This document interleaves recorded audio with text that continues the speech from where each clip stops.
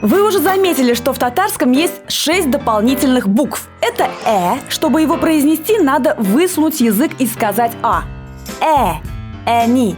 Когда научитесь произносить, язык можно не высовывать, а просто касаться нижних зубов. Это у, только опять же с выдвинутым вперед языком. Урдек. Сначала изучим о. О отличается от русской о. Он очень краткий, и чтобы его произнести, не надо слишком сильно вытягивать губы. Лениво так скажите о. Он. Возвращаемся в. Это как о, только с выдвинутым вперед языком. Кын. Ж это как ж. Ну да, правильно, с языком вперед. Просто коснитесь зубов. Жир. Это такой легкий выдох без препятствия поступающему воздуху. Хэм. Чтобы произнести «м», надо дотронуться корнем языка до маленького язычка. Инг.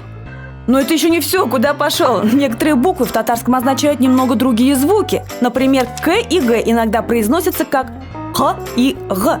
По аналогии с «м», с помощью маленького язычка.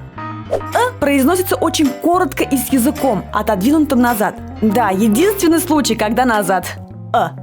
Аш. И самое простое «в» обозначает звук «в». Вытягивайте губы и с выдохом резко разжимаете «в». Аол. И про ударение. Оно почти всегда падает на последний слог, сколько бы окончание не присоединялось.